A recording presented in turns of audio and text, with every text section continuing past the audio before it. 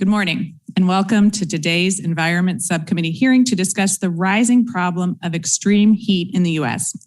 I'd like to welcome and thank our esteemed witnesses for participating in this very timely and important meeting. Almost exactly a year ago, this committee held a hearing on the intersections of extreme heat, COVID-19, and environmental justice. I wish I could say things have gotten better since then. While we can credit science for the rapid development of multiple effective vaccines to combat COVID-19, extreme heat has only worsened, and vulnerable populations continue to be disproportionately impacted by both.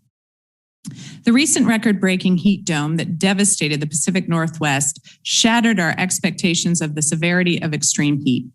Temperatures reached 40 degrees above average in some places, causing pavement to buckle, streetcar cables to melt, and at least 193 deaths across the region. One of our witnesses, Dr. Vivek Chandas, went out and measured temperatures during the heat dome. He found that in affluent neighborhoods, they reached 99 degrees compared to 120 degrees in the poorest neighborhoods in Portland, where the highest number of deaths occurred. Most of these deaths were homeless, elderly, outdoor workers, and those with underlying health issues.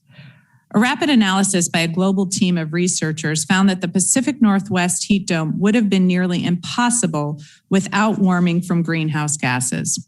This analysis also showed that 2 degrees Celsius of warming would likely cause severe heat events like this one to occur every 5 to 10 years instead of once every 1,000 years. NOAA research also predicts that generational heat waves could become annual events. Extreme heat is one of the clearest signals of global warming, with climate change making heat waves longer, more frequent, and more intense. Extreme heat often occurs alongside drought, wildfires, and other climate-fueled disasters. We're seeing this firsthand in the West, which is currently suffering from a historic drought period and an early and brutal wildfire season. In addition to extreme heat events worsening, average temperatures are also on the rise across the U.S., with some regions warming faster than others. Close to my district in New York City, temperatures have gone up 3.3 degrees Fahrenheit on average since the advent of satellite observations in the 1960s. The number of days per year in New York City with a heat index of 90 degrees is predicted to increase from 16 to 51 by mid-century, with no action to combat greenhouse gas emissions, according to a report by the Union of Concerned Scientists. Climate change is causing nights to warm even faster than days across most of the U.S. This is particularly alarming for human health risks, as cooler nighttime conditions usually provide relief from a hot day, especially for those without air conditioning. We need to also consider that cities are even more susceptible to extreme heat and hot nights than rural areas because of the built environment and lack of vegetation. Surfaces like pavement, asphalt, and rooftops absorb and re-emit heat. This creates urban heat islands and causes temperatures to be up to 10 degrees higher than surrounding areas. As extreme heat ramps up in the U.S., so too will heat-related illnesses and deaths. Extreme heat is the deadliest natural disaster, killing more people than floods, tornadoes, and other extreme weather events combined.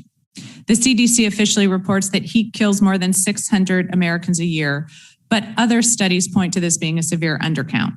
The number may be as high as 12,000 heat-related deaths in the U.S., with communities of color and low-income communities most at risk. The harmful effects of extreme heat to human health stresses our public health system. It also widens gaps in equity and leads to losses in worker productivity, costing our economy billions. Sectors such as agriculture and utilities are also vulnerable. In 2015, NOAA, alongside the CDC, launched the National Integrated Heat Health Information System, or NIHHIS. NIHIS works to reduce U.S. heat risks by developing science-based products and services and building capacity, communication, and public understanding of extreme heat. NIHIS also collaborates with other federal agencies and with city and state decision makers to co-produce actionable information needed to inform their planning process. Additionally, the National Weather Service has updated heat indices and heat watches, warnings, and advisories. NWS has also devised a prototype heat risk forecast to better communicate heat risk for specific locations and identify the most at-risk groups. The EPA publishes an excessive heat events guidebook. While some progress has been made in recent years, so much more remains to be done on the federal, state, and local levels.